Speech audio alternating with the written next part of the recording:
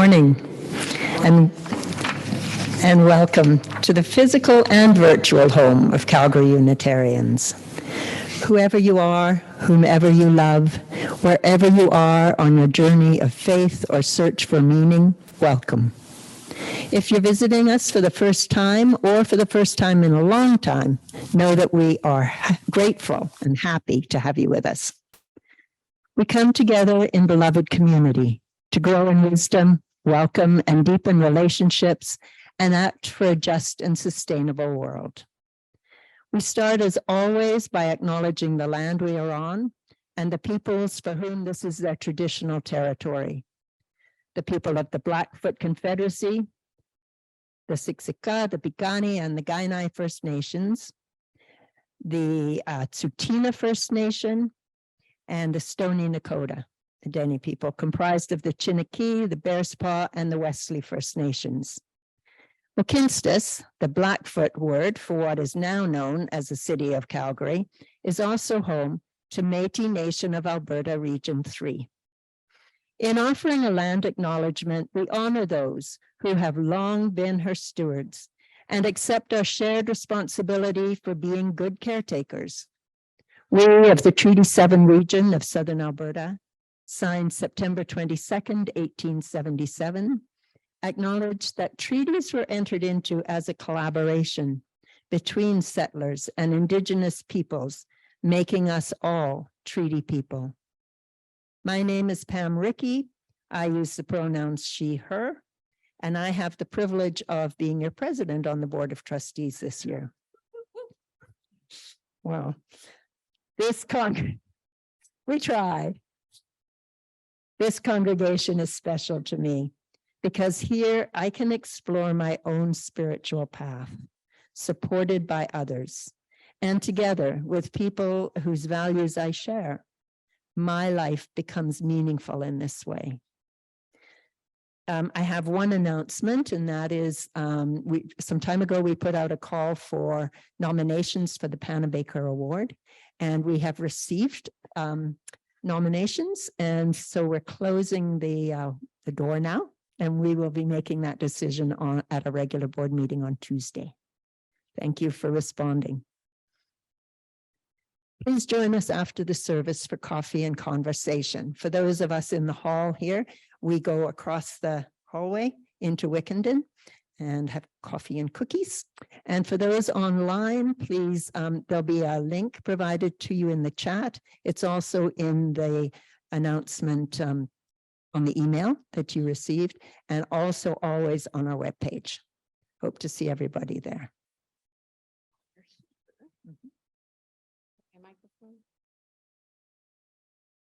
Hello, good morning. We'll get this working. There we go. Hello, hello. Good morning. Good morning, good morning, good morning.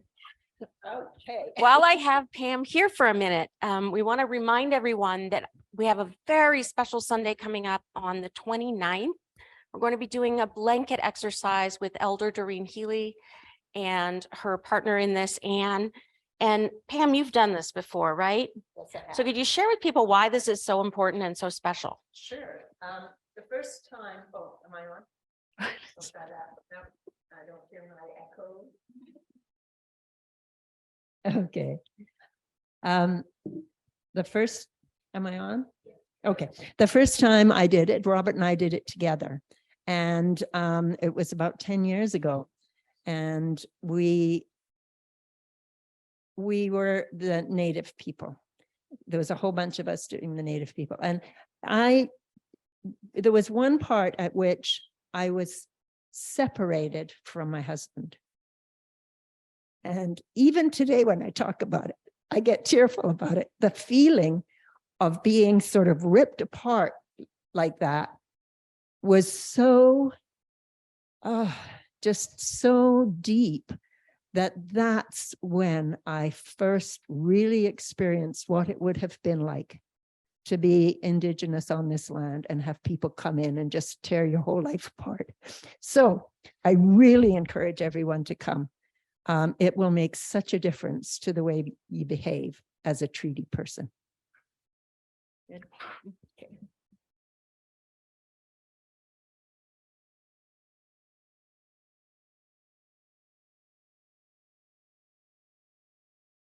We have a keyboardist over here, and we have some in the back pushing the buttons as we switch microphones. So we appreciate you in the back there. Thank you very much.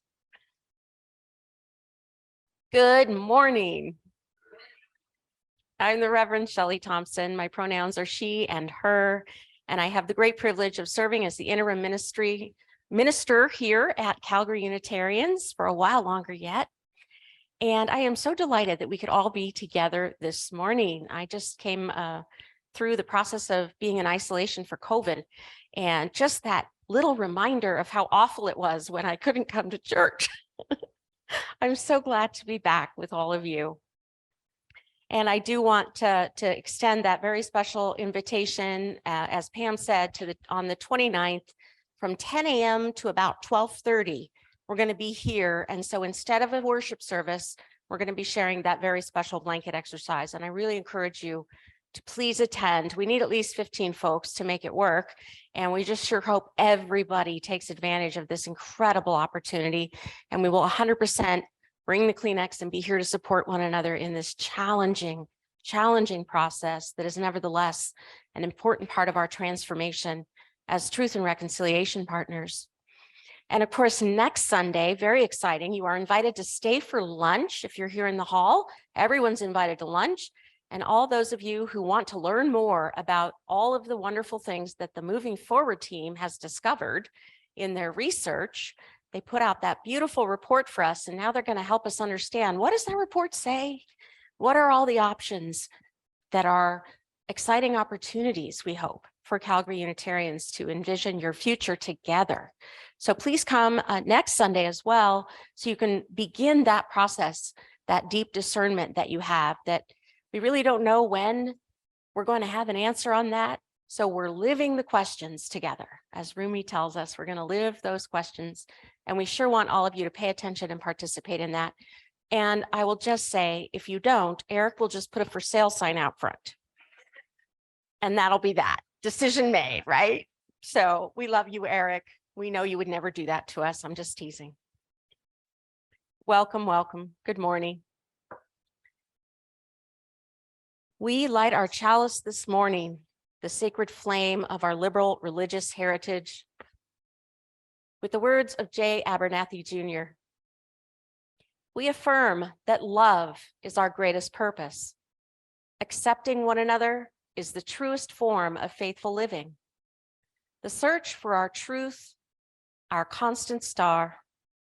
We pledge our hearts, our minds, our spirits, our hands to challenge injustice with courage, to find hope in times of fear, and to live out our Unitarian Universalist values every day as a beloved community. Thus do we covenant with each other and all that is sacred in life. Let us worship together. Please rise, embody your spirit, and join in singing, "Love Will Guide Us."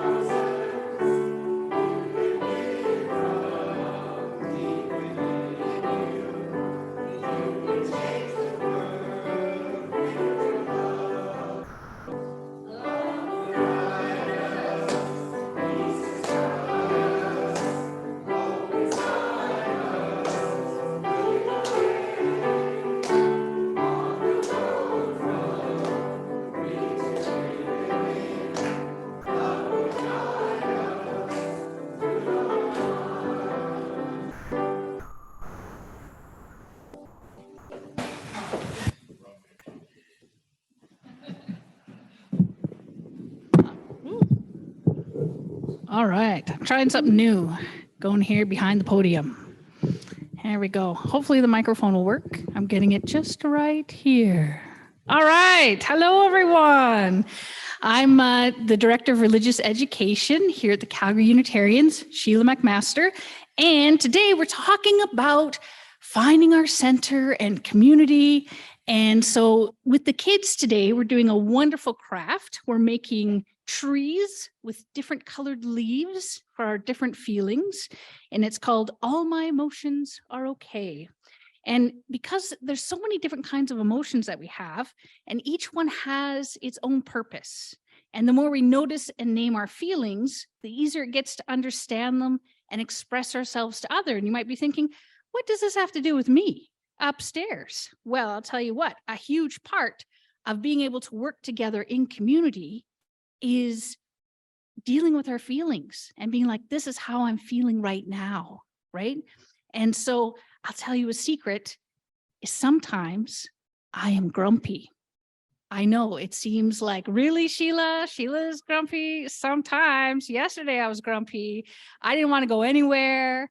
I sat in my recliner chair and I watched a lot of TV and I had my weighted blanket on and I turned on my rock lamp and I put on a couple candles and I would like to say I ate potato chips, but I ate a big bowl of salad grumpily. Really grumpy salad. And that's what I did yesterday. I was grumpy. And sometimes maybe some of you even feel grumpy once in a while. So I have a story for all of you called The Grumpy Monkey by Suzanne Lang. All right. That's a very grumpy monkey. On one wonderful day, Chimpanzee woke to discover that nothing was right. The sun was too bright, the sky was too blue, and bananas were too sweet. Jim was confused. What's going on? Maybe you're grumpy, suggested Norman from next door. I'm not grumpy, Jim insisted. On his walk, he met Marabou. Jim's grumpy, Norman told Marabou. Why are you grumpy, Jim? Asked Marabou. It's such a wonderful day. Grumpy? Me? I'm not grumpy, said Jim. But look how you're standing, Marabou said. It's true, said Norman. You're all hunched up. So Jim loosened up.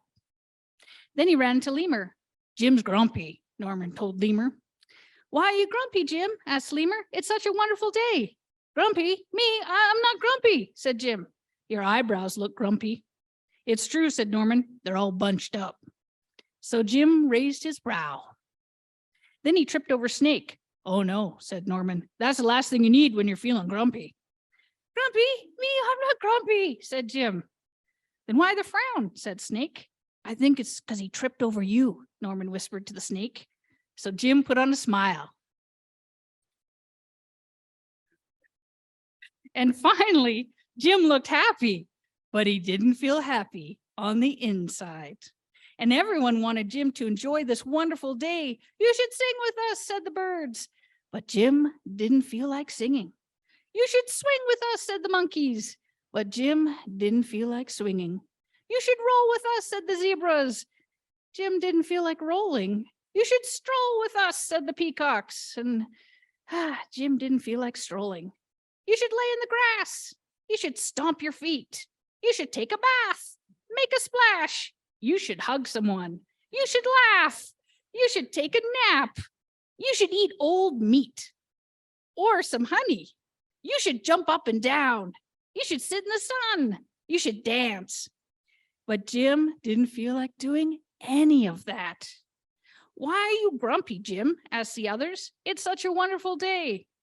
I'm not grumpy, Jim shouted as he beat his chest, and he stormed off. Jim felt a little sorry for shouting at everyone, but mostly sorry for himself. I guess I am grumpy, Jim sighed. And just as he was starting to feel a little sad, he came upon Norman, and Norman was slumped, and his eyebrows were bunched up, and he was frowning. What's the matter? Are you grumpy? Asked Jim. No, I danced with the porcupine, said Norman. Are you okay?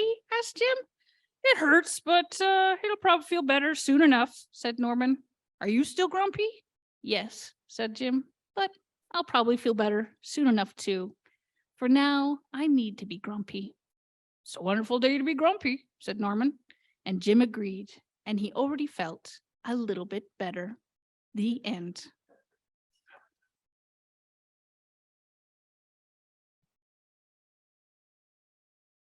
And so as we come together as individuals in community, some of us today are feeling happy, some of us are sad, and maybe some of us are even a little grumpy.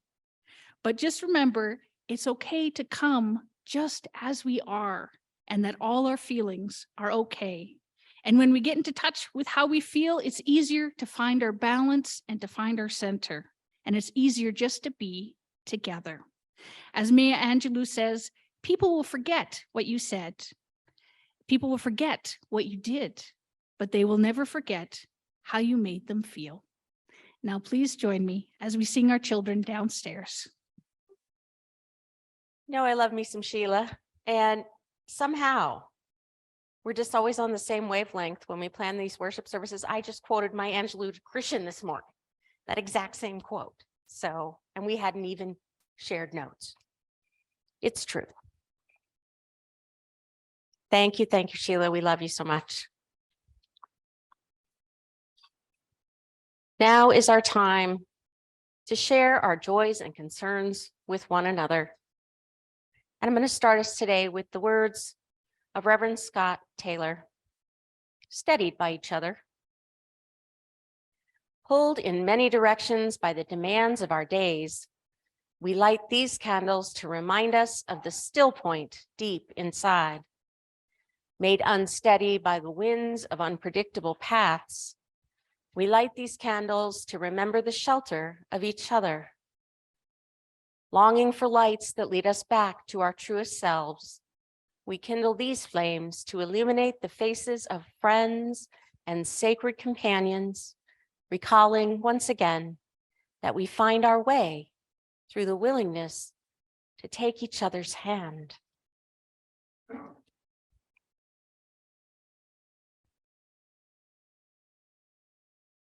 We light a candle for all the joys and celebrations and good news. And we light a candle for our cares and concerns, anxieties and sorrows. And we light a global candle as a part of the interconnected web of all existence. We hope that our light and our warmth and our love radiates outward in ever widening circles of love, peace, and justice for all. This week, please hold in your hearts our dear Lynn Nugent. Her mother is not well and she is caring for her and would very much appreciate our love and support. And Muriel Turner Wilkinson, longtime member, is in the Rocky View Hospital. She's in Unit 59. And at the beginning of December, she'd fallen at home and she's been having dizzy spells and she broke part of her ankle as well. So she's in good spirits, but she would really appreciate visits. And our dear sweet Donna took her a shawl and gave her some of our love, but she would love to have some more company. And she's not sure if she'll be able to go home. We're thinking that she's having those conversations about moving into a care facility, which is another form of challenge at this time. So if you are so inclined, you know, Muriel, please think about giving her a visit and helping cheer her up. And we give special thanks to Arno, who's been a companion to her and a helpmate to her in her life and allowed her to stay in her home this long. Thank you, Arno. And Loretta's husband, Loretta Biazuti's husband, Bob, is going to be having some surgery soon. So we send them our love and healing thoughts and messages of support. And Susan Ridley is having a knee replacement coming up next week. And I think many of us can acknowledge that that's a difficult road, but good and worth it in the end. So we send our courage and love and support to Susan. And we have a special celebratory moment that Jane has finished chemotherapy. Yay! I mean, she's probably not feeling too well right about now, but hopefully for the last time. And we sure send our love and hope and support that that toxic stuff actually dissolves all of those tumors. And we want to give a special shout out and blessing and encouragement to our search team. They're in the final push right now, gathering the documents and writing records and doing their very best to represent Calgary Unitarians. And all that hard work is due on January 31st so that we can open that door and say, please apply to be our developmental minister. So they're under a lot of stress. Give them extra love and support this month and as we continue this process. And now, as we sing Spirit of Life, you are welcome to come forward and light your own candles of joys and concerns, or add a pebble to the water of our beloved community for holding and support.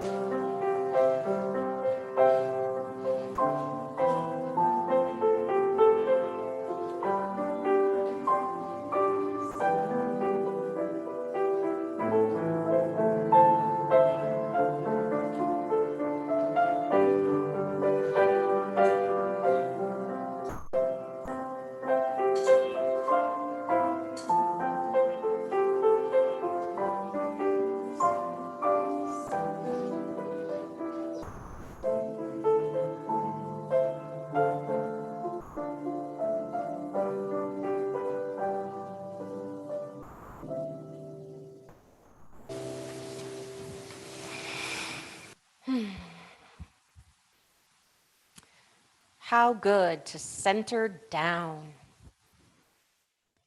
The words of Howard Thurman. How good it is to center down, to sit quietly and see oneself pass by. The streets of our minds seethe with endless traffic. Our spirits resound with clashings and noisy silences, while something deep within hungers and thirsts for the still moment and the resting lull. With full intensity, we seek, ere the quiet passes, a fresh sense of order in our living, a direction, a strong, sure purpose that will structure our confusion and bring meaning in our chaos. We look at ourselves in this waiting moment, the kinds of people we are. The questions persist. What are we doing with our lives? What are the motives that order our days? What is the end of our doings? Where are we trying to go? Where do we put the emphasis, and where are our values focused?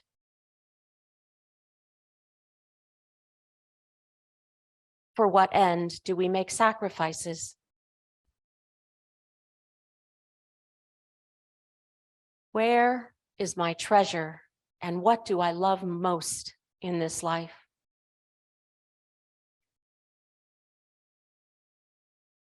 What do I hate most in life? And to what am I true? Over and over, the questions beat upon the waiting moment. And as we listen, floating up through all the jangling echoes of our turbulence, there is a sound of another kind, a deeper note which only the stillness of the heart makes clear. It moves directly to the core of our being. Our questions are answered, our spirits refreshed, and we move back into the traffic of our daily round with the peace of the eternal in our step. How good it is to center down.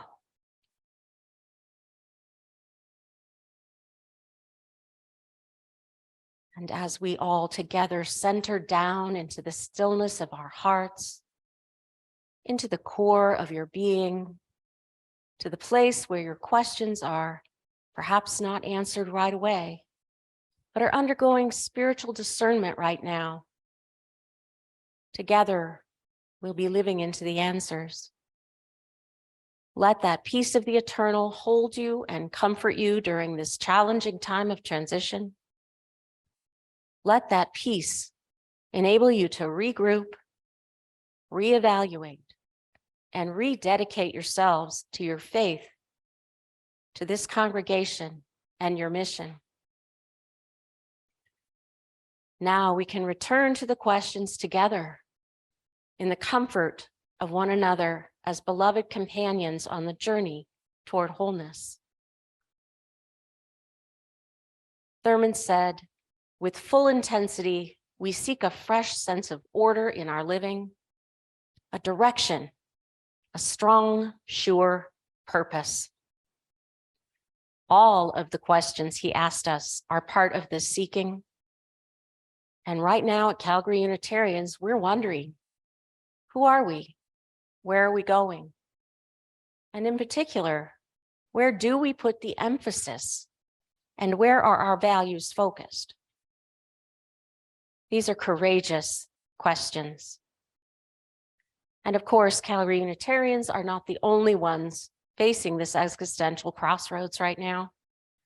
All of our congregations are coping with the effects of the pandemic.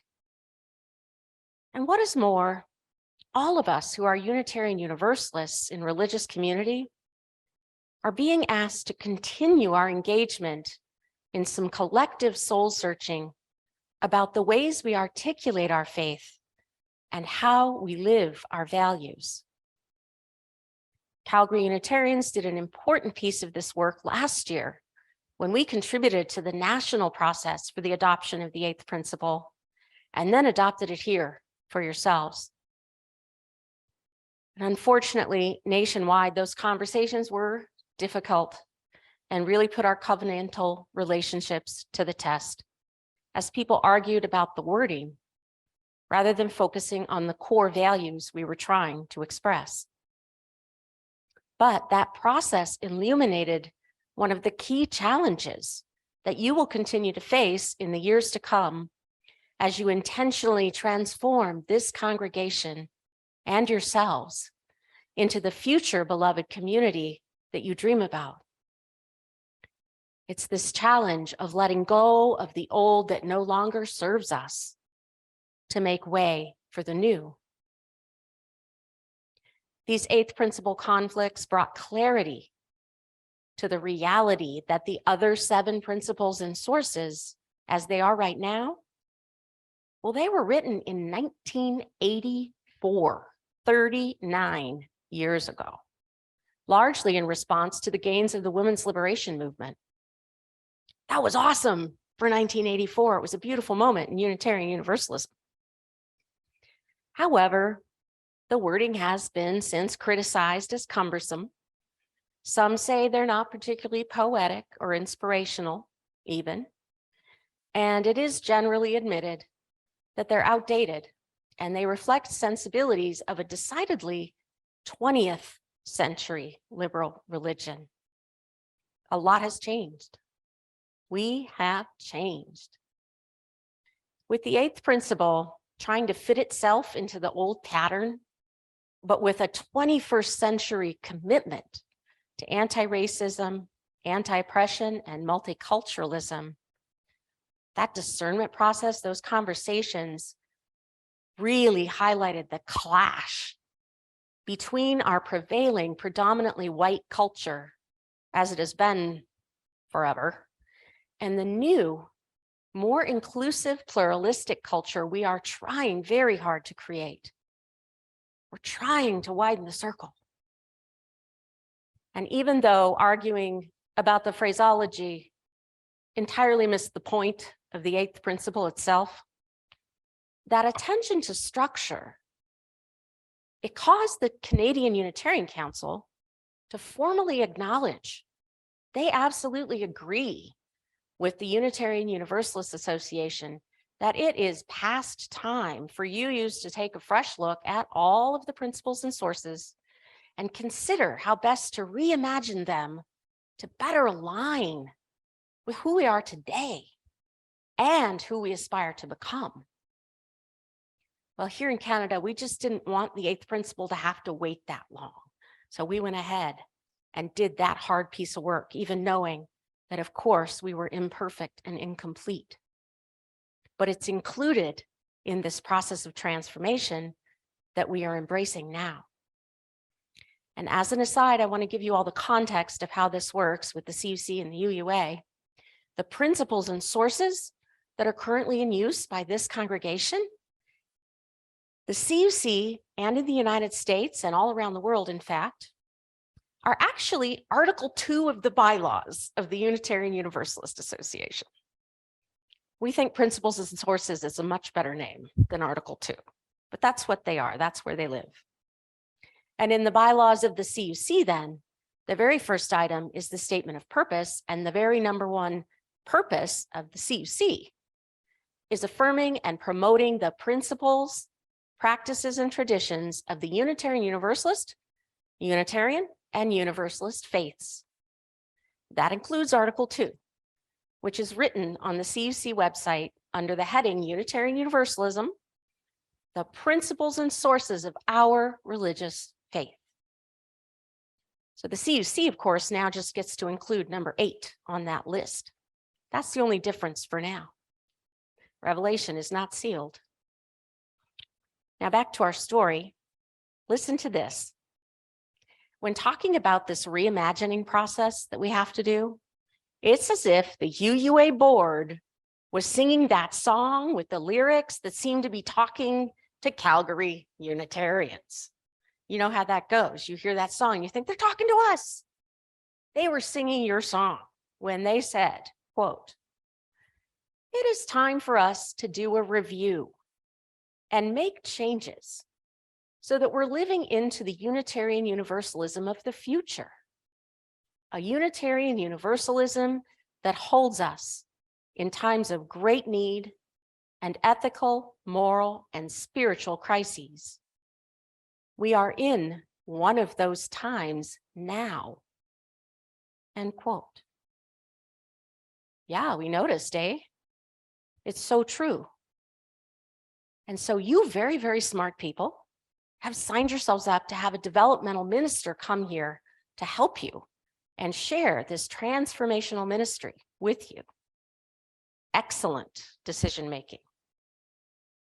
Well, the UUA board made an excellent decision to establish the Article 2 Study Commission for their purpose. And they gathered 5 extraordinary people, including Paula Cole-Jones, who was the original architect of the 8th principle.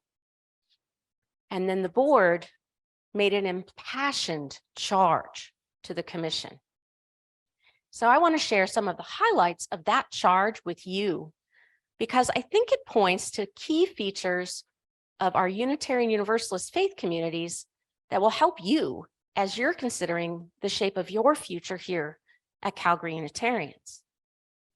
So for us, I've substituted Calgary Unitarians for principles and purposes so that you can hear the invitation to consider how this charge applies to reshaping your congregation through the coming developmental ministry years ahead of you. I highlight 8 points of this charge for you.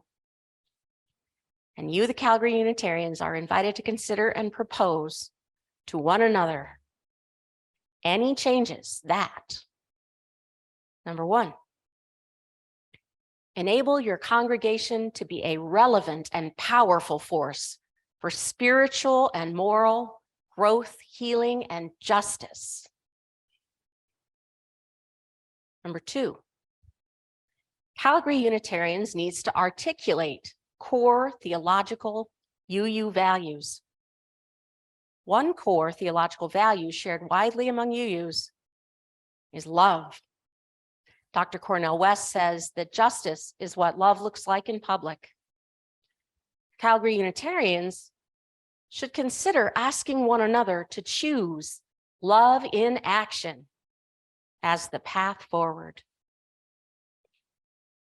Number 3, your commitment to personal, institutional, and cultural change rooted in the values and practices of anti-oppression, anti-racism, and multiculturalism. Well, my friends, that is love in action and should be central to who you are and what you do. It's how we widen the circle. Number 4, create a Calgary Unitarians that guides you in the transformation of yourselves, your community, and your faith as part of active networks of collective care, restoration, and justice. Like the Calgary Alliance, like the blanket exercise. You know that one. Number 5, challenge Unitarian Universalists to place collective liberation in all its dimensions at the center of your lives. Number 6, be honest about your past, name what you are facing, and name your aspirations for where you hope to be, not just for today, but looking out at the horizons. Come to the Moving Forward meeting next week. Number 7, be a Unitarian Universalist faith community that leads us into the second quarter of the 21st century while honoring the historic roots of our liberal progressive faith.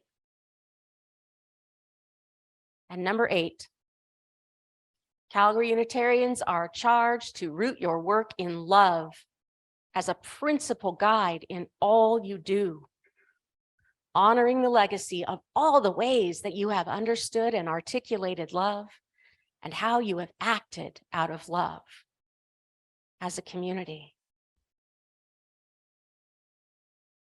Like our song says, we will change the world with our love.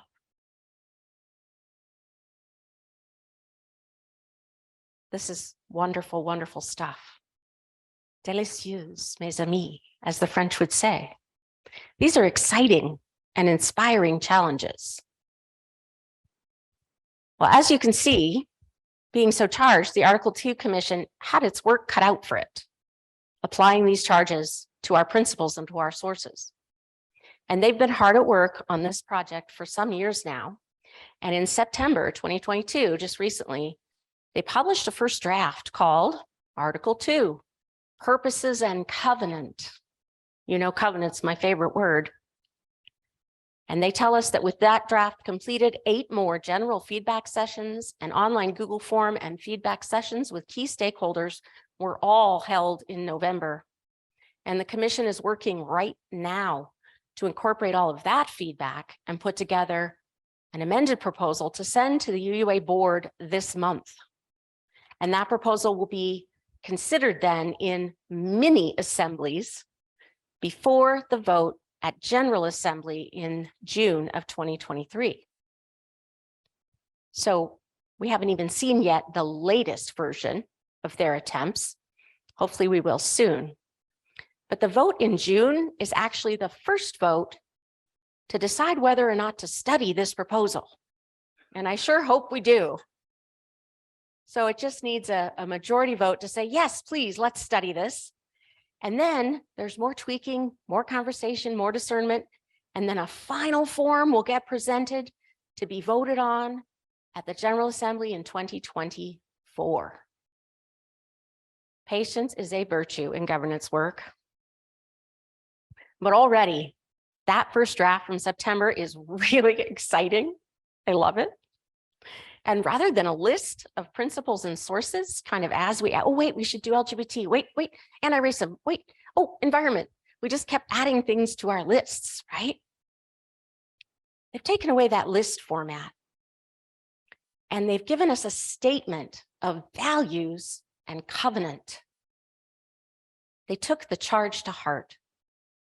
And I'm certainly not going to read to you all of the particulars that make it part of the bylaws, but I want to share with you the heart of this, the values and covenant in their current form, prone to change. Remember, it's a draft. So for this final time of our reflection today, I'd like you to listen to the words, notice how they sound, pay attention to how they make you feel. Our values and our covenants are our most sacred, heartfelt promises to one another. Should be able to feel something and be moved by them when we talk about them. Center down, breathe together. Be curious and open as you listen. This is what it says. Love is the enduring force that holds us together. As Unitarian Universalists in religious community, we covenant congregation to congregation to support and assist each other in engaging our ministries. We draw from our heritages of freedom and reason, hope and courage, building on the foundation of love. Love inspires and powers the passion with which we embody our values. Inseparable from one another, these shared values are justice. We work to be a diverse, multicultural, beloved community where all people thrive. We covenant to dismantle racism and all forms of oppression within individuals and ourselves and our institutions. We're accountable to each other for this work. Generosity. We cultivate a spirit of gratitude and hope. We covenant to freely share our faith, presence, and resources. Compassionate generosity connects us to one another in relationships of mutuality. Evolution. We adapt to the changing world. We covenant to collectively transform and grow spiritually and ethically. Evolution is fundamental to life and to our Unitarian Universalist heritages, never complete and never perfect. Pluralism. We celebrate that we are all sacred beings, diverse in culture, theology, and experience. We covenant to learn from one another and openly explore the depth and breadth of our many wisdoms. We embrace our differences and our commonalities with love, curiosity, and respect. Equity. We declare that every person has the right to flourish with dignity and worthiness. We covenant to use our time, wisdom, attention, and money to build and sustain a fully inclusive and accessible community of communities. Interdependence. We honor the sacred interdependent web of all existence With humility, we understand our place in the web. We covenant to care for and respect the earth and all beings by fostering relationships of mutuality. We work to repair the bonds that we have broken. Those are the proposed values and covenant so far. My beloved Calgary Unitarians, we look at ourselves in this waiting moment, the kinds of people we are. The questions persist. What are we doing with our lives? What are the motives that order our days? What is the end of our doings? Where are we trying to go? Where do we put the emphasis, and where are our values focused? For what end do we make sacrifices? Where is our treasure, and what do we love most in life? What do we hate most in life, and to what are we true? I will leave you with one more spark of inspiration. This is from the first section of the Article 2 draft, and it's their statement of purpose. We will transform the world by our liberating love. We will transform the world by our liberating love. We will transform the world by our liberating love. Can I get an amen? Amen. May it be so. May we make it so. I love you.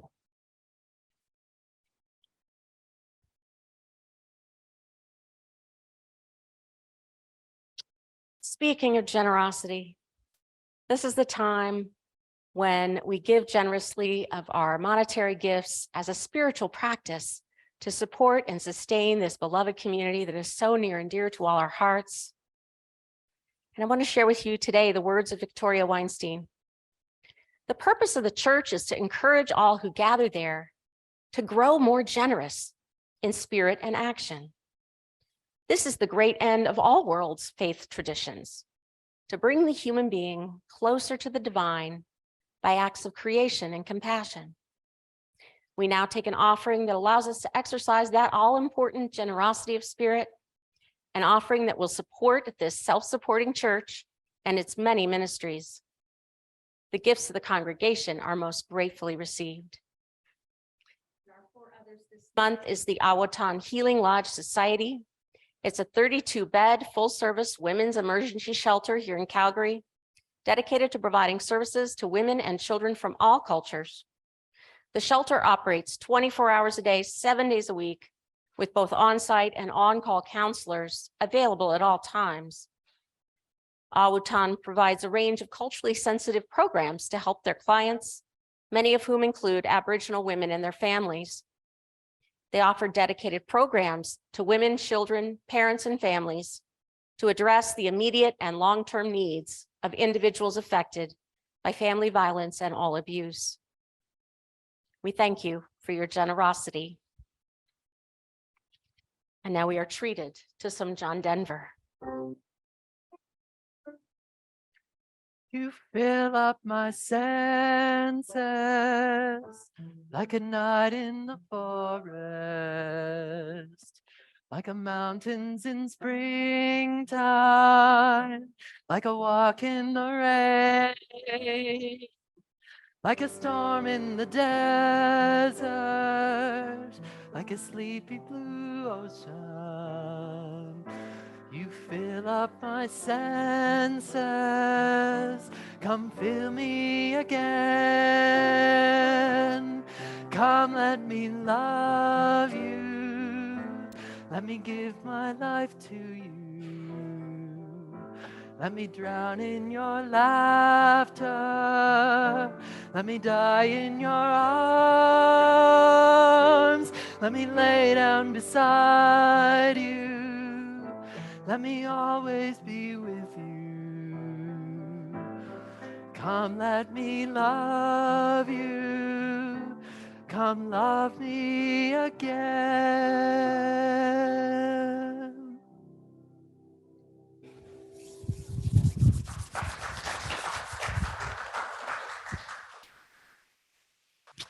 We invite you to stay for coffee and conversation in the hall. And for those of you present, I put some draft copies of the articles out there for you to look at and a copy of that charge for you to think about. And we can make that available online if anybody needs it. Today, our chalice extinguishing comes from Reverend Scott Taylor, sharing what we found. Having found stillness, may we share peace. Having received connection, may we reach out to others. Having heard the call of our deepest self, may we live in greater alignment. Having returned to our center, may we expand the circle of love. Amen. My beloveds, go in peace, go making peace. And please rise in body or spirit and let's sing. We laugh, we cry.